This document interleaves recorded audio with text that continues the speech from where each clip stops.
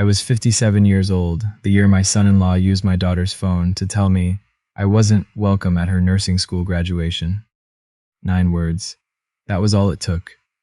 Dad, we're keeping things small this year. Elaine needs space.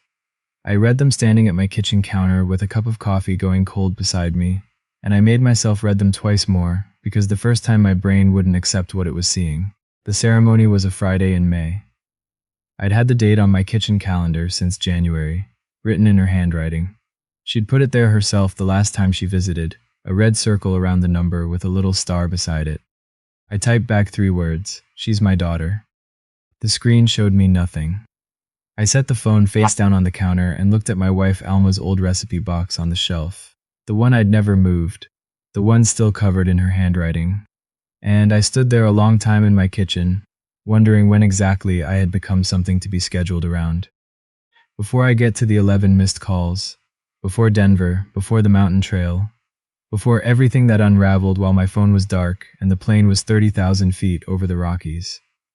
You need to understand who I was to that girl. Because those 9 words didn't just cancel a graduation. They canceled 28 years of showing up. My wife Alma died when our daughter was 16, breast cancer that had spread by the time they found it. We had 5 months, which is more than some people get, and less than it sounds like. Our son Quentin was 11. I was 40, and I owned a one-man electrical contracting business in rural Hardin County, Ohio. And after the funeral, I picked up a second route doing weekend inspections in the next county over just to keep us above water. I slept 5 hours most nights. I didn't miss things. That was the rule I set for myself, and I kept it without exception. Not one cross-country meet, not one band concert. My daughter ran the 400 in high school. I was at every home meet and drove to 3 of the away ones, still in my work clothes, hands smelling like wire insulation, clapping from the bleachers until she came around the last turn. When she got into a nursing program down in Columbus, she was short on tuition by about $14,000. She had some savings and a partial scholarship, and the gap was real. I didn't tell her what I did about it. I went to the bank and refinanced the house. The house Alma and I had paid down together for 19 years, and I covered the difference. Then I told my daughter a department scholarship had come in late, small but exactly what she needed, and that these things happen sometimes if you were patient. She cried. She called it a miracle. I said she'd earned it. I never corrected that story, not once in 7 years. I want you to understand that before anything else, because those 9 words arrived on a phone I'd refinanced a house to send her to school on. They weren't just an uninvitation. They were a cancellation of a finish line I had run alongside her, without her ever knowing I was running. Now let me tell you when it started. It started with Nolan. My daughter brought him home 4 years ago. He was 31, worked in real estate development out of Akron, had the kind of smile that was always a little too composed to be entirely relaxed. He looked around my house that first visit the way someone looks at a property they're considering, professionally, efficiently, already tallying. He shook my hand too hard. He called me Randy. I told him my name was Randall. He laughed like that was charming and said, "Sure thing, Randy." And I let it go because I wanted to like the man my daughter had chosen. He never called me Dad. Not once in 4 years. Not after the engagement, not after the wedding, not after Ezra was born. Always Randy, always with that smile, always in a tone that said he'd already placed me somewhere in a hierarchy he'd decided on without asking. The first year after they married, I hosted Thanksgiving the way I always had. Since Alma, it had been my holiday, my table, my cast iron skillet she'd seasoned for 20 years. The second year, Nolan said they wanted to try something different, a nice restaurant, easier for everyone.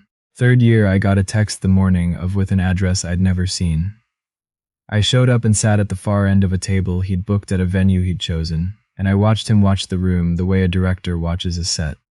Ezra's Little League Championship game. Last year of the 10 and under division. I'd been to every game that season, driven 40 minutes each way, 22 games. The championship was a Saturday morning. I showed up and Nolan met me at the gate with a look on his face that said he'd been expecting me and had prepared for it. "We're at capacity on the bleachers today, Randy." Family seating situation. I pointed out we were standing outside at an open field. He smiled and said Elaine needed to focus on Ezra without any distractions. He said it quietly, the way he said everything, like he was being straightforward with me as a favor. I drove home. I sat in the parking lot of a gas station 3 miles from the field until my phone told me the game had ended, and then I drove the rest of the way home. Each time something like this happened, I told myself the same things. He's her husband. She chose him. A father who makes waves becomes a burden. I would not be a burden. I would say whatever's easiest and mean it and call it love. I had it backward. I know that now. The calls from my daughter thinned the same way everything else did, gradually, with good reasons attached. Busy season at the hospital, Ezra's schedule, life. I accepted each explanation, because accepting them was what I'd trained myself to do. But there was one thing they hadn't managed to take. Ezra. 9 years old, all knees and questions and genuine enthusiasm about things that most adults have forgotten to find interesting. He loved to fish. I'd taken him since he was 5. My old aluminum rowboat, the pond at the back of my property, early Saturday mornings with thermoses of hot chocolate that were always too hot until they were too cold. When he was 5, he caught his first bapus, a good one, maybe 13 inches, and I took the photo on my phone. He had it printed and taped inside his bedroom door.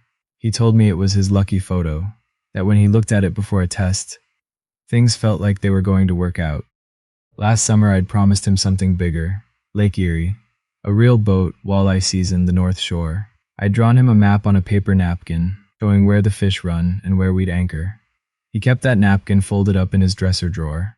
I know because he told me he checked on it sometimes to make sure it was still there. You promise, Grandpa? For real? Cross my heart, bud. Then the visits started shrinking. Nolan had reasons, always reasonable ones, always delivered with concern in his voice. Ezra had a tournament. Ezra had a commitment. I'd drive over with a new rod I'd picked up for him and get a text at the end of the driveway saying now wasn't a great time. I understood what was happening. I'd just been slow to let myself understand it. When the 9 words came on my daughter's phone, the words Nolan had typed and she had sent, I stood at my counter and typed back, "She's my daughter," and watched the screen stay blank. Then I picked up the phone and almost called her directly. Got as far as the last digit. The last time I'd tried to talk to my daughter one-on-one, I'd heard Nolan in the background, and the phone had changed hands in the smooth way it always did, and his voice had come on, warm and reasonable, telling me she was just tied up, to give her space to breathe, that we were all on the same team here, and my daughter had been standing right there the whole time, 3 feet away, not taking the phone back. That silence had said more than the words did. 3 days after the text, a letter came. Heavy envelope, county seal, real ink, the Veterans Services Coordinator for Hardin County. I read it at the mailbox with my coat open to the November air. They wanted to recognize me. 30 years of community service, their words, not mine. A county dinner at the Civic Center, a state representative attending, an award. They wanted me to accept on behalf of the work. Here is what the work was, since I'd never explained it to anyone. When I was 24 and just starting out, a retired Army sergeant named Ed gave me my first real contract. Didn't ask for anything back, just said he could see I did things right. When Ed died, his widow was going to lose their house over a code violation she couldn't afford to fix. I did the work myself over 2 weekends, materials and labor, and told her to tell no one where it came from. After that, I just kept going. Veterans, elderly homeowners, families that fell through the gaps. Whoever needed it, I kept a list in a notebook. By that November, the number was 63 homes. I'd never mentioned it at dinner. Not once. Some things you keep to yourself not because they're shameful, but because saying them out loud changes what they are. I called the county office and tried to decline. The woman running the board, Doris, wouldn't hear it.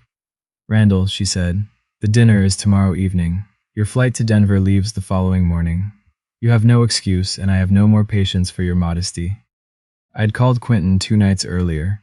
He lives in Denver now, teaches shop class at a high school in the suburbs, which still makes me proud in a way I've never quite said out loud to him. He picked up immediately. I kept my voice level. It's a lifelong habit and both a strength and a problem. I told him about the text. He was quiet a moment. Then he said, "Dad, come out here. I've already got a campsite. 3 days, just us. Book the flight." "I can't just fly to Denver, Quentin." "You can. I already looked up the fares." A pause. "Come home to me for once." So I booked it. Right there at the kitchen table, Quentin on speakerphone, walking me through the confirmation. Red eye out of Columbus. First time I'd flown in over a decade. For the first time in months, I felt like a man who was choosing something instead of absorbing it. Before I take you to the dinner and to Denver, and to what happened while I was in the air with my phone turned off. If you've ever stood in your own kitchen, holding a phone, wondering how the family you built came to treat you as optional, I want you to know you're not alone in that room. Do me one small thing. Hit subscribe so that stories like this one don't stay invisible. And leave me a word in the comments. I'll tell you which one at the end. Now let me take you into that dinner. But first Ezra called. He used his mother's old tablet, figured out how to reach me on his own. His face filled the screen, too close the way kids hold cameras. He'd clearly been working up to this. "Grandpa, are you coming for Thanksgiving?" I chose my words carefully. You don't hand a child the grown-up weight. "Not this year, bud. I'm going to visit Uncle Quentin out in Colorado." His face fell, all at once, nothing held back. "But the lake, we were supposed to do the lake." "I know we were. You promised Lake Erie the walleye, you drew me the map." "I know I did, and that promise is still good. This summer you and me, your grandma's old tackle box. I've got the plans." He looked down, then back up, and his voice dropped like he was telling me a secret. "Grandpa, why doesn't Dad want you around?" Something tightened in my chest. "What makes you say that, bud?" I heard him and Mom in the kitchen. He said, a pause. He said a word I can't say. And then he said, "You make things about yourself." I kept my voice as flat as I could make it. "None of that is yours to carry. I love you. Your mom loves you. That's what's real." "Are you mad at me?" "Never once in my life, not possible."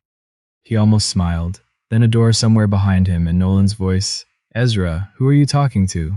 The boy's eyes went wide and the screen went black. I sat at my table, staring at the dark screen for a long time. I made a decision right then that had nothing to do with a graduation or a holiday or a seat at anyone's table. It had to do with a 9-year-old with a lucky photo on his door and a napkin map in his dresser who deserved a grandfather who kept his word.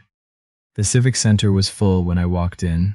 Folding chairs, round tables, American flags in the corners, string lights along the rafters, the smell of coffee and something somebody had baked. 250 people, maybe more, and I knew half of them by name. Doris met me at the door in a red blazer and steered me to the front before I could think of a reason to leave. Then she went to the podium and started talking about me, and I sat there wishing the floor would open up. A veteran stood up in the 4th row, a man I barely remembered, and said I'd rewired his house the winter after his wife had a stroke, 2 full weekends, asked for nothing, wouldn't accept lunch. Then another stood. A widow from out on Route 37 said I'd come out in a January cold snap when her furnace circuit failed and fixed it in 2 hours and told her to donate whatever she would have paid me to her church.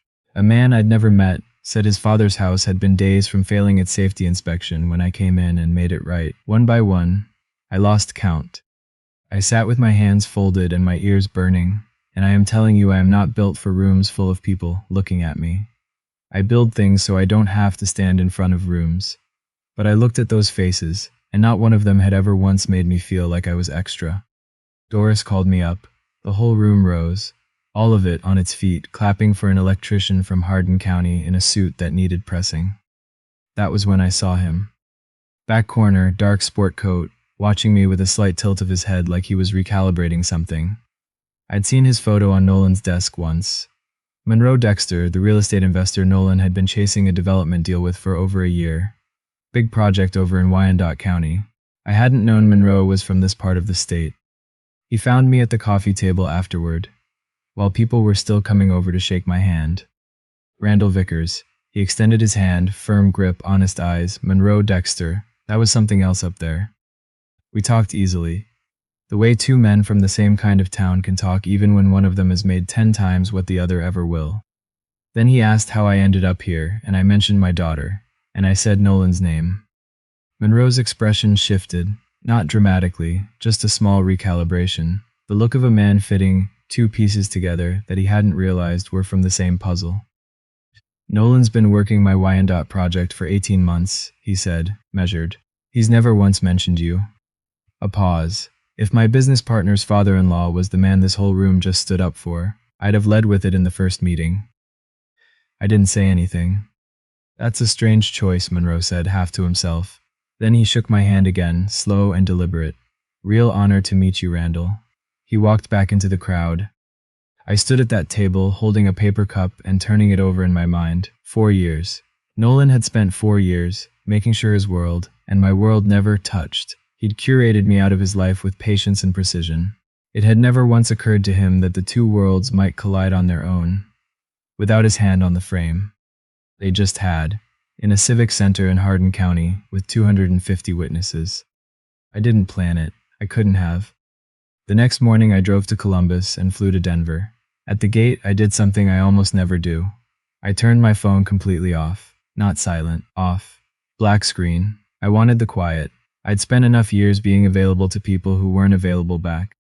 Quentin picked me up at the airport in his old Subaru, and we drove west toward the mountains, with the windows cracked and the radio low. That evening he made chili on a camp stove, and we sat by the fire, and he talked about his students, a hiking trail he wanted to show me, a woman named Becca he thought I should meet. He didn't make me explain anything I wasn't ready to explain. He never has. That's always been his gift. 2 days in, we'd hiked up into Rocky Mountain National Park. At altitude, my lungs worked harder than they were used to, and the aspens were yellow against the blue, and I kept stopping to look at them. On the way back down, I pulled out my phone and turned it on.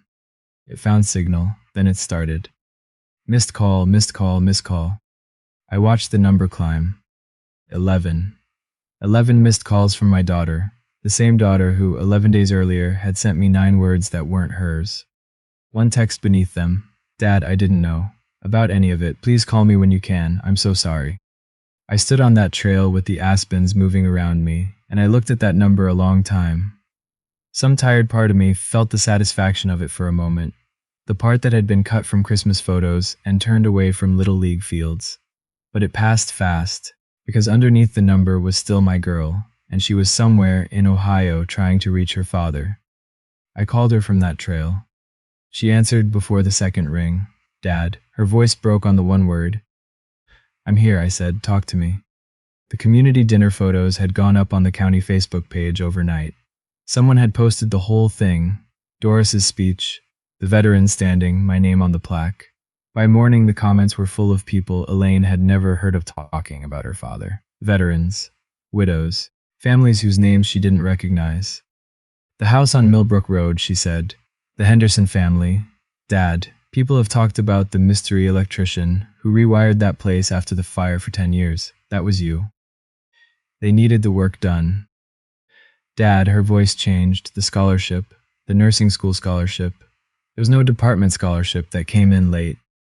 I was quiet. "You refinanced the house. You were worth it. You'll always have been worth it." She couldn't speak for a moment. When she did, her voice was different, stripped of whatever had been covering it. "I've been sick since yesterday morning. I'm sitting here scrolling through strangers telling me who my father is, and I didn't know any of it. I let myself not know. I made it easy not to know." Elaine. Nolan typed that text, the graduation one. He typed it on my phone and handed it back to me. And I sent it. That's mine. I sent it. A breath. I've been letting him do a lot of things I don't know how to explain. I didn't rush her out of it. Some grief you have to stand in long enough for it to mean something. "I don't need the graduation," I finally said. "I don't need any seat at any table where I have to wait to be wanted. But I need to ask you one thing, and your answer is what matters now." She went still. "Anything, Dad." "Ezra, just his name. I want to be his grandfather the way I was before any of this. No canceled visits. No one in the middle.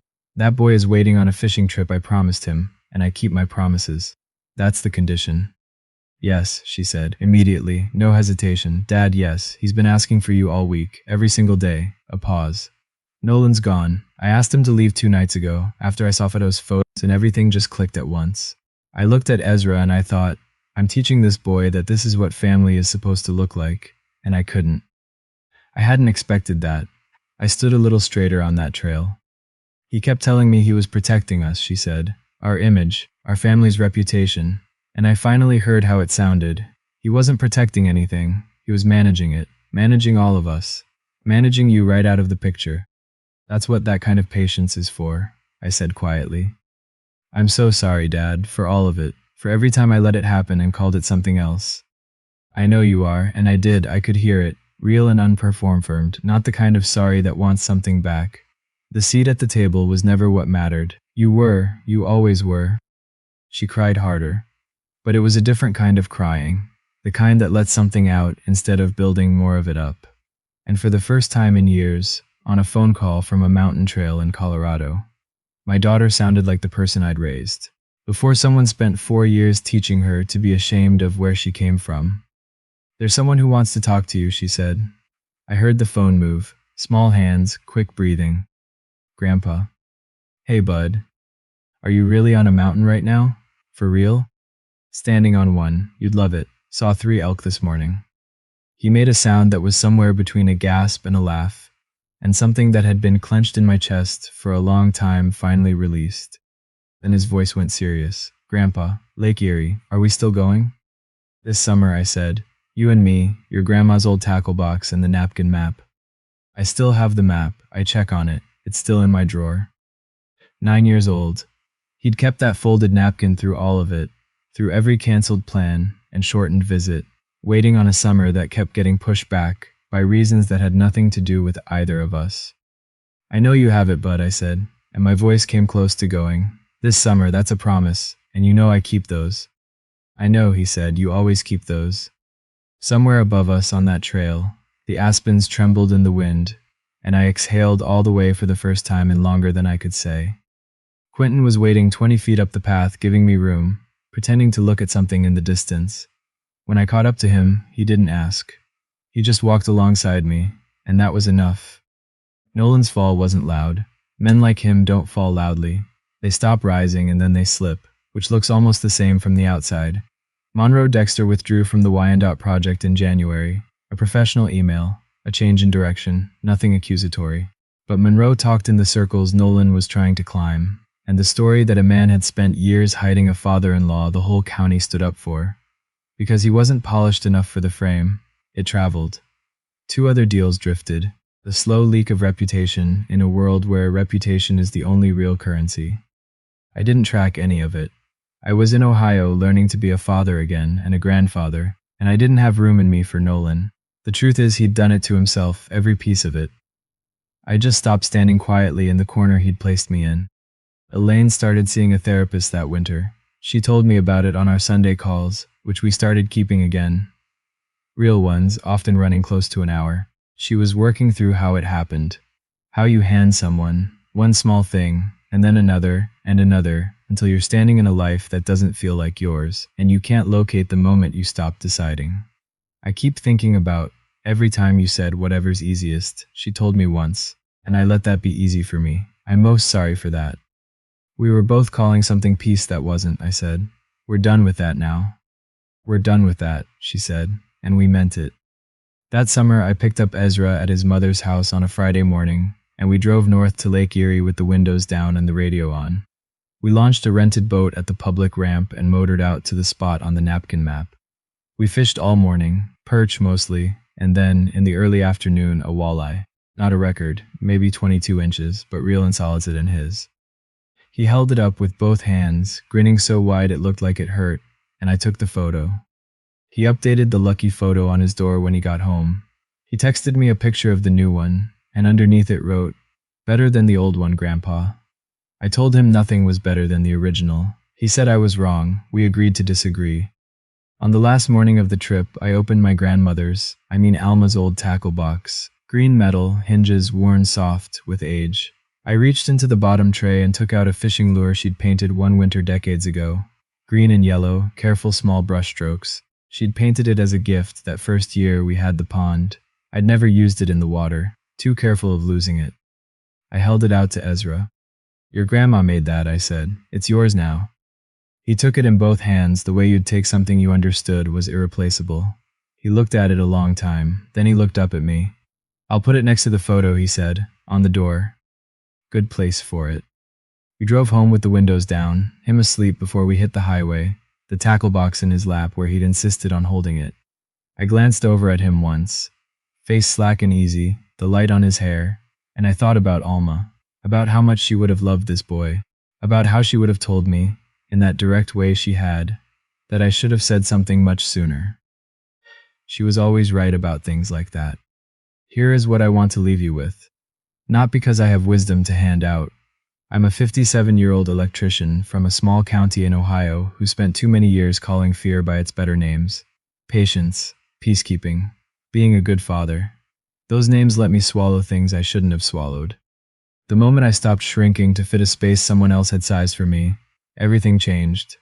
Not because I made a plan, not because I arranged anything. I walked into a room full of people who already knew who I was, and I let them see me. The truth did the rest on its own, without any help from me, in directions I never could have predicted. If someone treats your presence as optional, believe them. Then go find the rooms where your absence would actually mean something. They exist. I promise you they exist. And sometimes they've been there the whole time, right in your own town, while you were driving 40 minutes to knock on a door that was never fully open. Dignity doesn't make a scene.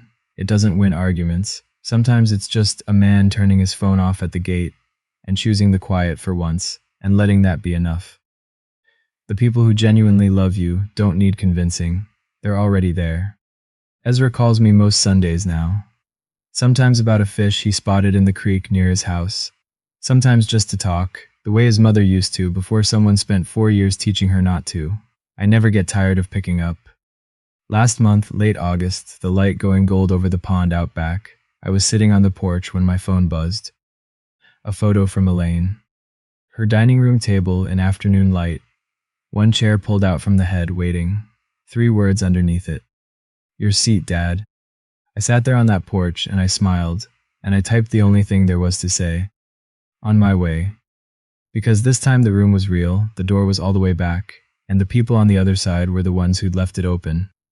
If you've stayed with me this long, I want to ask you one thing. Leave a single word in the comments below. The word is dignity. So I know you made it all the way through with me. Give this video a like and subscribe. Next week I've got a story about a grandfather who was handed back the keys to a workshop his son had sold without telling him, and what he built inside it that nobody expected. Thank you for being at my table tonight. There's always a seat here for you.